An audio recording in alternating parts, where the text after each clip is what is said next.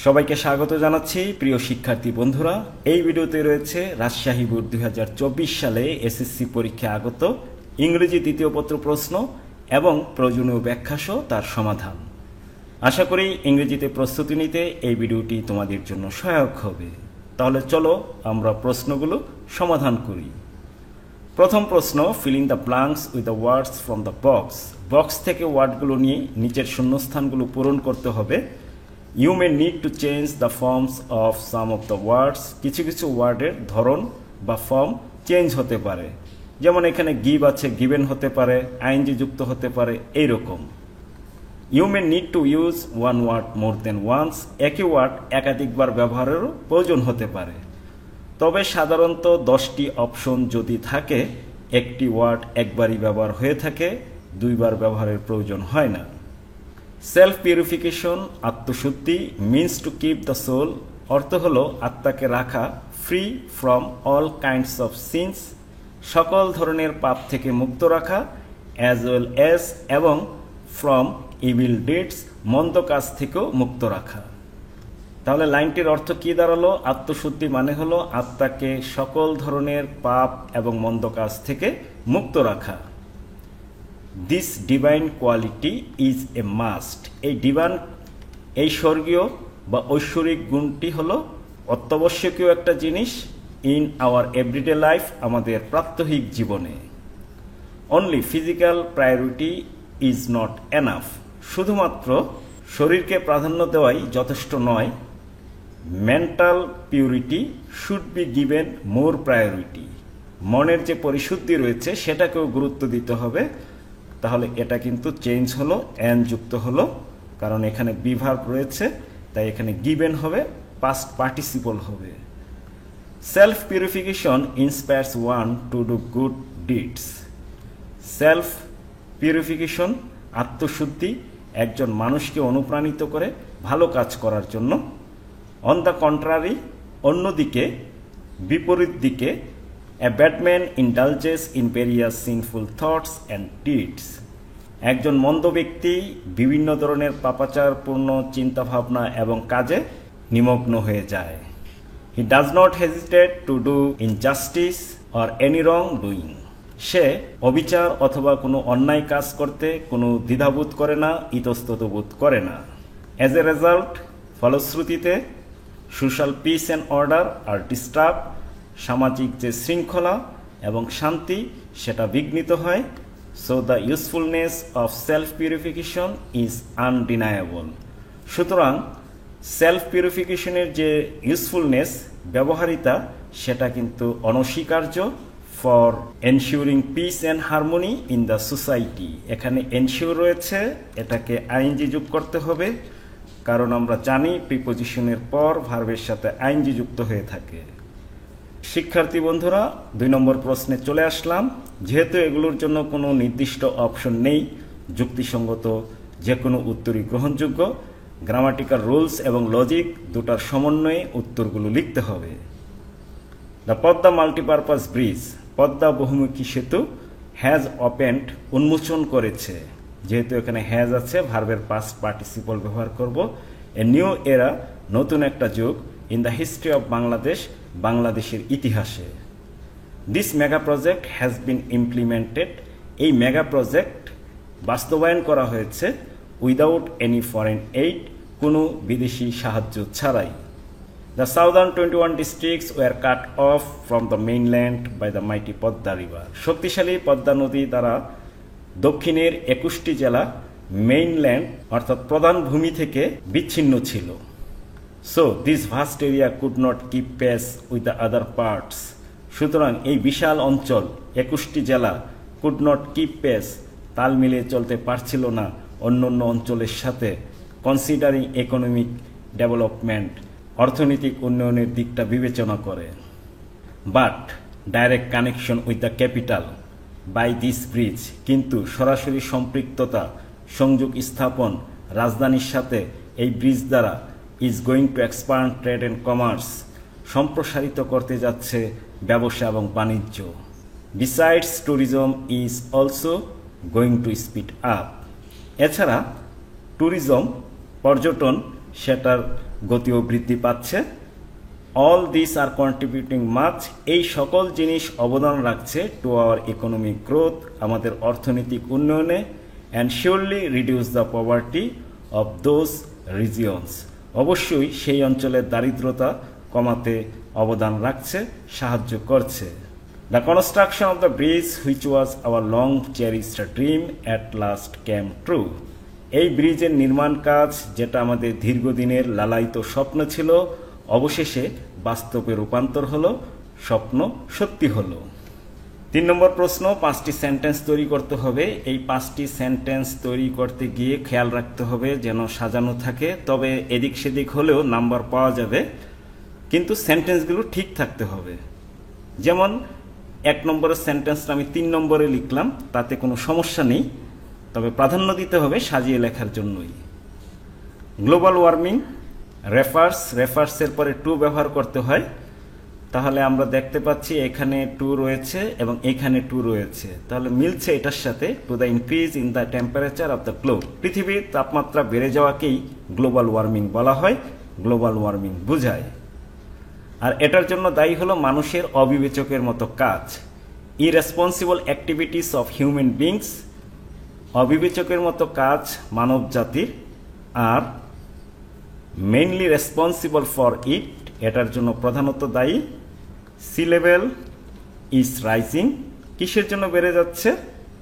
Due to মানে হলো কারণ, ডিউ টু গ্লোবাল ওয়ার্মিং এর কারণে বেড়ে যাচ্ছে। আর এতে করে আমাদের যে কোস্টাল এরিয়া রয়েছে সেগুলো অরক্ষিত হয়ে যাচ্ছে, কোনো এক সময় হয়তো পানির নিচেও চলে যেতে পারে। As a result the coastal areas are going to be vulnerable, অরক্ষিত হয়ে যাচ্ছে। এটা সমাধান কি? ইউজিং অফ রিনিউয়েবল এনার্জি, নবায়নযোগ্য যে শক্তিগুলো রয়েছে সেগুলো ব্যবহার করে ক্যান রিডিউস, কমাতে পারে টেম্পারেচার বৃদ্ধি টু এ গ্রেট এক্সটেন্ট, অনেকাংশেই। 3 নম্বর প্রশ্নটি আমরা এখানে সমাধান করে ফেললাম। আমরা এখন সমাধান করব রাইট ফর্মস অফ ভার্বের যথাযথ ফর্ম। এই যথাযথ ফর্ম ব্যবহার করতে গিয়ে কখনো ভার্বের প্রেজেন্ট ফর্ম, কখনো পাস্ট ফর্ম, কখনো বা ভার্বের সাথে আইএনজি যুক্ত, অর্থাৎ ভার্বের বিভিন্ন রূপ ব্যবহৃত হবে। ডিপেন্ড করবে টেন্সের উপর এবং সাবজেক্টের উপর। প্রয়োজন অনুযায়ী সাহায্যকারী ভার্বও আসতে পারে, অর্থকে যুক্তিসঙ্গত করার জন্য নেগেটিভ করারও প্রয়োজন হতে পারে। চলো আমরা সমাধান করি। Rivers generally originate from a mountain or lake. Rivers, নদীগুলো সাধারণত উৎপত্তি হয় লেক থেকে অথবা পাহাড় থেকে। দে আর, এখানে আর তো নেই, বি আছে, বি থাকা মানেই হলো অ্যামিজার ওয়াজওয়ার, এগুলো ব্যবহার করতে হবে। দে আর ভেরি মাচ ইম্পর্টেন্ট, তারা খুবই গুরুত্বপূর্ণ for our existence and economy, আমাদের অর্থনীতি এবং আমাদের অস্তিত্বের জন্য এগুলো খুবই গুরুত্বপূর্ণ। বাট আনফর্চুনেটলি, কিন্তু দুর্ভাগ্যজনকভাবে, we are killing our rivers, আমরা আমাদের নদীগুলোকে হত্যা করছি। এখানে বি ভার্ব আছে, চলমান কাজ, তাই আমরা কিল এর সাথে আইএনজি যোগ করলাম। নদীগুলোকে হত্যা করছি by throwing industrial and domestic wastage, শিল্প বর্জ্য এবং গৃহস্থলী বর্জ্য নিক্ষেপ করে। মোস্ট অফ দ্য ইন্ডাস্ট্রিজ, অধিকাংশ কলকারখানাগুলো, do not have waste treatment plants, তাদের নিজস্ব কোনো ট্রিটমেন্ট প্লান্ট নেই, অর্থাৎ ময়লাকে অপসারণ করার পূর্বে সেগুলো প্রক্রিয়াজাতকরণ কোনো ব্যবস্থাপনা তাদের নেই। এখন কিন্তু আমরা এটা নেগেটিভ করলাম অর্থকে মেলানোর জন্য। দিস কাইন্ডস অফ ইন্ডাস্ট্রিজ, এই ধরনের ইন্ডাস্ট্রিগুলো, যেই ধরনের ইন্ডাস্ট্রিগুলোর ওয়েস্ট ট্রিটমেন্ট প্লান্টস নেই, তারা আর রিলিজ করছে লিকুইড ওয়েস্টেজ ডাইরেক্টলি, সরাসরি তরল বর্জ্যগুলো, and continuously polluting the water, এবং অনবরত তারা পানিকে দূষিত করছে। যেহেতু আমরা এখানে রিলিজিং দিয়েছি, সুতরাং এখানে আমরা এফ নম্বর আইএনজি যোগ করব, পলিউটিং ব্যবহার করব। আওয়ার আনকনশিয়াস পিপুল, আমাদের যে অসচেতন লোকগুলো রয়েছে, also throw different kinds of waste materials into rivers, তারাও বিভিন্ন ধরনের বর্জ্য পদার্থ নদীতে নিক্ষেপ করে থাকে। So to keep the existence of fishes and other species, সুতরাং অস্তিত্ব, কিসের অস্তিত্ব? মাছের এবং অন্যান্য যে প্রজাতিগুলো রয়েছে, লিভিং। কেন এখানে লিভের সাথে আইএনজি যোগ করলাম?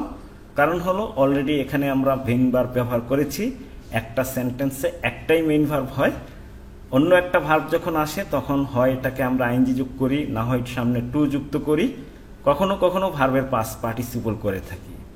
অর্থাৎ একটি অংশে, একটি সেন্টেন্সে বা একটি ক্লোজে একটাই মেইন ভার্ব থাকে, দ্বিতীয় ভার্বটিকে আমরা আইএনজি অথবা টু অথবা পাস্ট পার্টিসিপল করে থাকি। Living in the water is impossible, তাদের অস্তিত্ব ধরে রাখাটাই এখন অসম্ভব হয়ে দাঁড়িয়েছে অতিমাত্রায় দূষণের কারণে।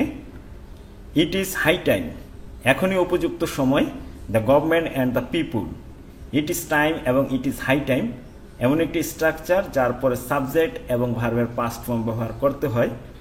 সাবজেক্ট এখানে রয়েছে the government and the people, সরকার এবং মানুষ, ওয়ার্ক টুগেদার, একসাথে কাজ করবে।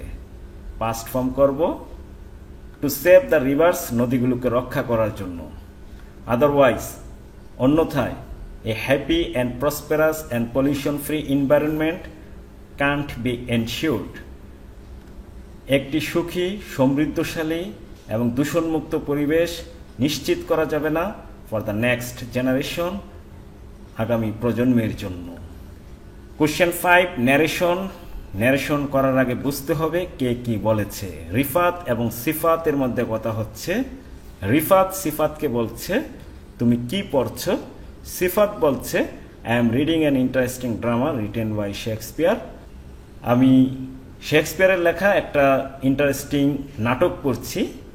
What an interesting drama it is, খুবই চমৎকার এটা। I have collected it from our school library, library থেকে এটা আমি সংগ্রহ করেছি। সিফাতের কথা শেষ। সিফাতের কথা শুনে রিফাত বলছে please lend me the book, আমাকে এই বইটি দয়া করে ধার দেবো। তাহলে চলো আমরা এটাকে সমাধান করি। রিফাত সিফাতকে প্রশ্ন করেছে সে কি পড়ছে। প্রশ্ন হলে আমরা জানি আস্কড ব্যবহার করতে হয়, সুতরাং রিফাত আস্কড সিফাত, তারপর আমরা দ্যাটের জায়গায় যে ডব্লিউএইচ ওয়ার্ডটি থাকবে সেটাই ব্যবহার করব, তারপরই সাবজেক্ট ব্যবহার করব।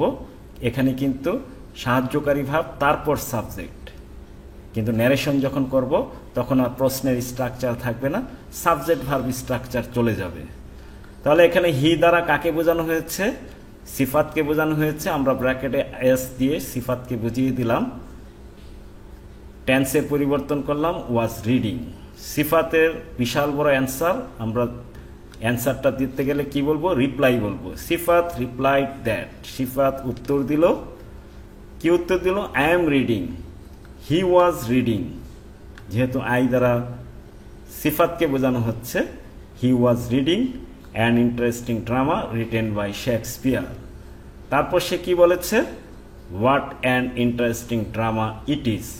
ন্যারেশন চেঞ্জ করলে সাবজেক্ট ভার্ব স্ট্রাকচার হয়ে যাবে, এই এক্সক্লেমেটরি সেন্টেন্সও অ্যাসার্টিভ সেন্টেন্স হয়ে যাবে। আর যেই ধরনের সেন্টেন্স সেই ধরনের রিপোর্টিং ভার্ব। যেমন এখানে প্রশ্ন করেছে, রিপোর্টিং ভার্ব কি দিয়েছি?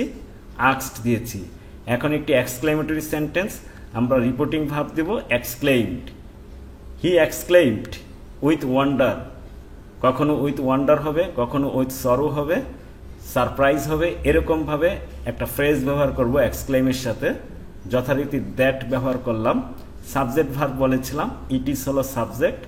আমরা কি করছি? ইট ওয়াজ এ ভেরি ইন্টারেস্টিং ড্রামা। অ্যাডজেক্টিভের আগে একটা ভেরি দিতে হয়, সেটা আমরা দিলাম। সে আরও বলেছে হি অলসো টোল্ড দ্যাট, আমরা সেড শব্দটি ব্যবহার করব না, টোল্ড ব্যবহার করব।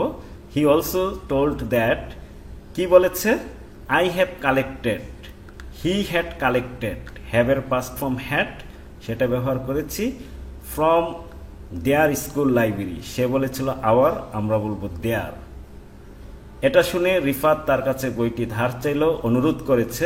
বলেছিলাম যেই ধরনের সেন্টেন্স সেই ধরনের রিপোর্টিং ভার্ব, এই ভার্বটাকে রিপোর্টিং ভার্ব বলা হয়। Rifat requested to land him the book. তাহলে আমরা বুঝতে পারলাম যে ইম্পারেটিভ সেন্টেন্সে দ্যাট হয় না, টু হয়, তারপর মেইন ভার্ব হয় এবং বাকি অংশগুলো প্রয়োজন অনুযায়ী ব্যবহার করতে হয়। শিক্ষার্থী বন্ধুরা, আশা করি তোমরা বুঝতে পেরেছো। আমরা এখন চলে যাচ্ছি কোশ্চেন 6 ট্রান্সফরমেশনে। 10টি সেন্টেন্স, বিভিন্ন ধরনের রুলস ব্যবহার করতে হয়। Simple, complex, compound, affirmative, negative, degree, active, passive, বিভিন্ন ধরনের। প্রথম সেন্টেন্সটি পজিটিভে রূপান্তর করতে হবে, আছে সুপারলেটিভে, কারণ আমরা দেখতে পাচ্ছি দ্য মোস্ট ইউজফুল, এই অংশটা সুপারলেটিভ ফর্মে আছে। আর এখানে একটা ক্লু রয়েছে, ওয়ান অফ দ্য। এই ওয়ান অফ দ্য যখন থাকবে তখন আমরা ভেরি ফিউ দিয়ে শুরু করব। তাহলে অ্যান্সারটা কি হচ্ছে? Very few elements in nature. Very few যুক্ত সাবজেক্টে ইজ বসে না, আর হবে অ্যাজ ইউজফুল অ্যাজ ওয়াটার। হয়ে গেল transformation. It is a very important asset. Exclamatory করব, আমরা ভার্বের পরে দেখতে পাচ্ছি এ রয়েছে, তাহলে আমরা কি বলবো? What an important asset. Very বাদ যাবে, ভেরি বাদ যাওয়ার কারণে ভাওয়েল সামনে চলে আসছে, তাই অ্যান হয়ে গেছে। What an important asset, subject verb পিছনে ইট ইজ, এক্সক্লেমেটরি চিহ্ন আমরা ব্যবহার করব। We can not pass a single day without water. Interrogative করব, খুবই সহজ।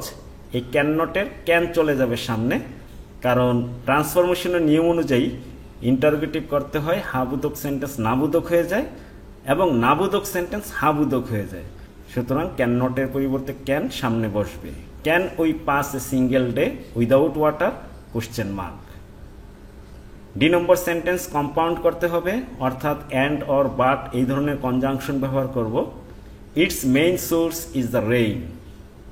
অ্যান্ড, দ্যাট তো কমপ্লেক্সের কনজাংশন, আমরা অ্যান্ড ব্যবহার করব, একটা সাবজেক্ট দিব it. It creates streams, lakes and rivers. কোন জায়গাটা পরিবর্তন করছি ভালোভাবে খেয়াল করবে, কোন জায়গাটা আমি অতিরিক্ত সংযোজন করছি সেটাও খেয়াল করবে। We have rain during the monsoon. বর্ষাকালে বৃষ্টি হয়। সিম্পলে আছে, কমপ্লেক্স করব, তার মানে একাধিক সাবজেক্ট একাধিক ভার্ব হবে, তাহলে আমরা এই অংশটা ঠিক রাখবো, উই হ্যাভ রেইন। আর এটাকে আমরা একটা সাবজেক্ট ভার্ব স্ট্রাকচার তৈরি করব, ওয়েন ইট ইজ মনসুন, যখন বর্ষাকাল। হয়ে গেল কমপ্লেক্স। প্যাসিভ করব, heavy rainfall subject, causes verb, flood object. প্যাসিভে রূপান্তর করার জন্য প্রথমে এই কাজটা করতে হবে, সাবজেক্ট ভার্ব অবজেক্টকে চিহ্নিত করতে হবে। তাহলে ফ্লাডকে আমরা সামনে নিয়ে যাচ্ছি।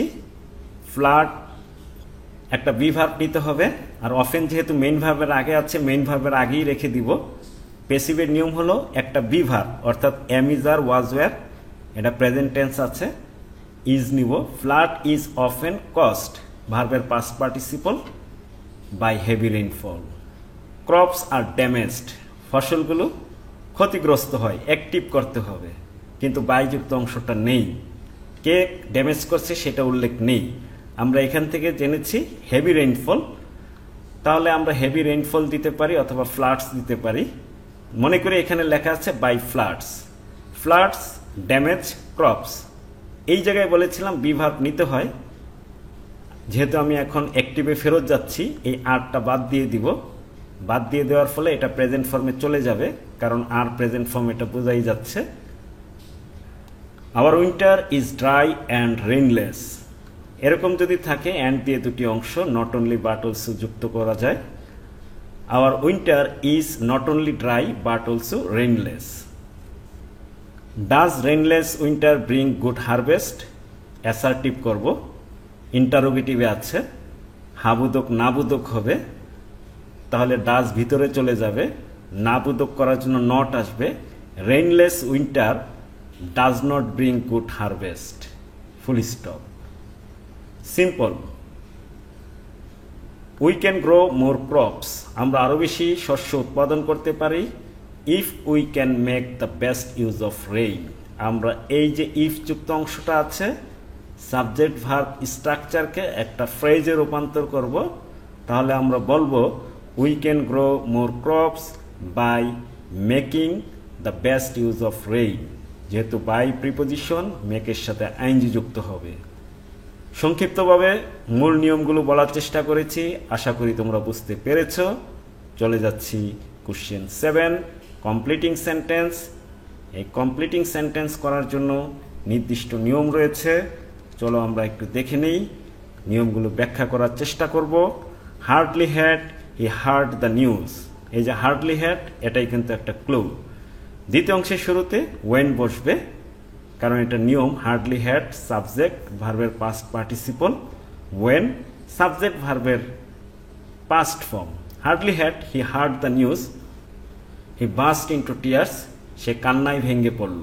যেইমাত্র সে নিউজটা শুনলো সেইমাত্র সে কান্নায় ভেঙে পড়ল, হয়তো সে কোনো স্যাড নিউজ শুনেছে। বাস্টের 3টা ফর্মই এক, সুতরাং এটা পাস্ট ফর্ম আছে। যদি প্রেজেন্ট ফর্ম হতো, হি যেহেতু থার্ড পারসন সিঙ্গুলার, ভার্বের সাথে এস হতো, সেটা হয়নি। শি ওয়েন্ট টু ঢাকা, সে ঢাকা গেল যাতে সে ভালো একটা চাকরি পায়। সো দ্যাটের পরে সাবজেক্ট বসে, টেন্স অনুযায়ী ক্যান বা কুড বসে, যেহেতু এটা পাস্ট ফর্ম কুড ব্যবহার করব। She could get a good job, যাতে সে একটা ভালো চাকরি পেতে পারে। It is time, it is high time, subject এবং ভার্বের পাস্ট ফর্ম ব্যবহার হবে এরপরে। কোনো কাজ করার এখনই সময়, এখনই উপযুক্ত সময়, ইতিমধ্যে দেরি হয়ে গেছে, আর কোনোভাবেই দেরি করা উচিত নয়। যদিও আমরা পাস্ট ফর্ম ব্যবহার করব, কিন্তু প্রেজেন্ট ফর্মেরই অর্থাৎ বর্তমান কালেরই অর্থ প্রকাশ করবে। জাস্ট বোঝানো হচ্ছে যে সময় পার হয়ে গেছে, এই মুহূর্তে শুরু করা উচিত, আর দেরি করা ঠিক নয়। It is high time you changed bad habit, তোমার বদভ্যাস ত্যাগ করার এখনই উপযুক্ত সময়। 5 years past, সাবজেক্ট এবং ভার্বের পাস্ট ফর্ম রয়েছে সিন্স, সময় থেকে। এখন আমরা ব্যবহার করব সাবজেক্ট হ্যাড এবং ভার্বের past participle. I had left the village, গ্রাম যে ত্যাগ করেছি সেটা 5 বছর অতিক্রম হয়ে গেছে।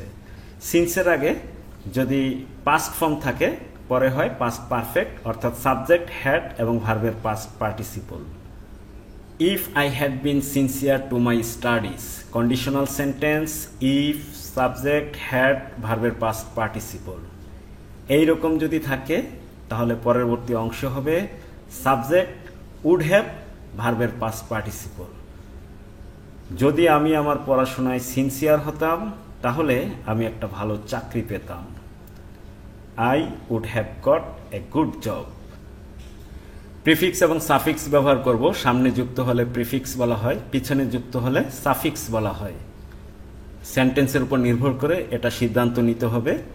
The nature of mother's love is the same in all countries, পৃথিবীর সকল দেশে মায়ের যে ভালোবাসা তার নেচার প্রকৃতি একই রকম। ইট ইজ ইউনিভার্সাল, এটা সার্বজনীন। এখানে আছে ইউনিভার্স, আমরা ই বাদ দিয়ে এ এল যুক্ত করব, universal. For our exist on earth, exist হবে না, হবে এক্সিস্টেন্স, অস্তিত্ব, ENCE হবে। For our existence on earth, পৃথিবীতে আমাদের অস্তিত্বের জন্য আমরা তাদের কাছে অর্থাৎ বাবা মার কাছে ঋণী। গ্রেটকে আমরা অ্যাডভার্ব বানাবো, গ্রেটলি, LY যুক্ত করলে অ্যাডভার্ব হয়ে যাবে। We greatly owe to our father and mother, বাবা এবং মায়ের কাছে আমরা খুবই ঋণী, বিশেষ করে মায়ের কাছে। স্পেশাল আছে, বিশেষ করে বোঝানোর জন্য স্পেশালি হবে, আরেকটি এল তারপর ওয়াই যুক্ত হবে। এ মাদার্স লাভ ইজ আনপ্যারালেল, আনপ্যারালেল মানে হলো যার সাথে তুলনা চলে না, অ্যান্ড ইউনিক, অদ্বিতীয়। এ চাইল্ডস রিলেশন, রিলেট আছে, একটি শিশুর সম্পর্ক, আমরা ON যুক্ত করলাম। With its mother is heavenly, এটা স্বর্গীয়, এটা ঐশ্বরিক। অ্যান্ড স্পিরিচুয়াল, স্পিরিট আছে, UAL যুক্ত হবে, spiritual. We can hardly see a mother, hard আছে, হার্ডলি হবে, আমরা কদাচিৎ একজন মাকে দেখতে পাই। ইনডিফারেন্ট, অনীহা, ডিফারেন্ট, ইনডিফারেন্ট। ইনডিফারেন্ট মানে হলো অনীহা, টু হার চাইল্ড, তার শিশুর প্রতি। হয়ে গেল কোশ্চেন 8-এর সমাধান। আমরা এখন ট্যাগ কোশ্চেন সমাধান করব। খুবই সহজ, সাহায্যকারী ভার্ব নিব, তারপর সাবজেক্টের প্রনাউন ব্যবহার করব। হাবুদক হলে নাবুদক, নাবুদক হলে হাবুদক, সাহায্যকারী ভার্ব না থাকলে ডু ডাজ ডিড নিব। এখানে কিন্তু এ নম্বর সেন্টেন্সে সাহায্যকারী ভার্ব নেই, সাবজেক্ট হলো বাংলাদেশ, ভার্ব হলো কেম। তাহলে আমরা কি বলবো? ডিডেন্ট ইট, নাবোধক করতে হবে। So everyone has some duties and responsibilities to this country. পুরো সেন্টেন্সটা পড়তে হবে, কোন জায়গায় নাবোধক শব্দ থেকে যায় বলা যায় না, তাই পুরোটাই পড়তে হবে। এভরিওয়ান সাবজেক্ট, হ্যাজ হলো সাহায্যকারী ভার্ব। এভরিওয়ান থাকলে দে নিতে হয়, দের সাথে তো আর হ্যাজ বসে না, হ্যাভ নিতে হবে, আবার নেগেটিভও করতে হবে, তাহলে উত্তরটি হবে haven't they. As a citizen of this country, এদেশের একজন নাগরিক হিসেবে we can hardly forget our duties. Hardly নাবোধক শব্দ, তাহলে উত্তর হবে কি can we. I am proud to be a citizen of this country. Am not, ট্যাগের ক্ষেত্রে আমরা আরেন্ট বলবো, aren't I. Let us work together to build up our country. Let us দিয়ে যদি সেন্টেন্স শুরু হয় আর কিছুই দেখার প্রয়োজন নেই, আমরা বসিয়ে দিব শ্যাল উই। কোশ্চেন 10, কানেক্টর ব্যবহার করতে হবে। সুইটেবল কানেক্টর, ফিক্সড কোনো অ্যান্সার নেই, যুক্তিসঙ্গত হলেই হবে, সুইটেবল হলেই হবে। Facebook is a social medium. Facebook হলো একটি সামাজিক মাধ্যম হুইচ ইজ ভেরি পপুলার, যেটা খুবই জনপ্রিয়। এখানে হুইচ হতে পারে, দ্যাটও হতে পারে। দো, যদিও, it provides the users with various information. ইউজারকে অনেক ধরনের তথ্যের সরবরাহ দিয়ে থাকে, তথ্যের যোগান দিয়ে থাকে। All do not use it for positive purposes, কিন্তু সবাই এটা ভালো কাজে ব্যবহার করে না। মেনি ফেসবুক ইউজার্স, অনেক ফেসবুক ব্যবহারকারী আছে। লাইক, যেমন সাম অফ দ্য ইয়ংস্টার্স, তরুণ যারা রয়েছে তারা। সামটাইমস ইউজ ইট হুইমসিক্যালি, খামখেয়ালিভাবে এটাকে ব্যবহার করে। Which creates not only misunderstanding, শুধুমাত্র মিসআন্ডারস্ট্যান্ডিং তৈরি করে না, but also destroys social peace and order, সামাজিক শান্তি এবং শৃঙ্খলাকেও ধ্বংস করে। অথবা বোথ এবং অ্যান্ডও দেওয়া যাবে। It whimsically which creates both misunderstanding and destroys social peace and order. তাহলে এই হলো 10 নম্বরের অ্যান্সার। কোশ্চেন 11, পাংচুয়েশন মার্ক এবং ক্যাপিটাল লেটার ব্যবহার করতে হবে। যারা ন্যারেশনে এক্সপার্ট তারা এটা ভালো পারে, কারণ এখানে উদ্ধৃতি চিহ্ন ব্যবহার করতে হয়, কোটেশন মার্ক ব্যবহার করতে হয়। যেমন এখানে কোটেশন মার্ক বসবে, ডু ইউ নো মি, প্রশ্ন করেছে কেউ একজন, তাহলে আমরা কোটেশন মার্কটা ব্যবহার করলাম। কোটেশন মার্কের ভিতর ক্যাপিটাল লেটার হয়।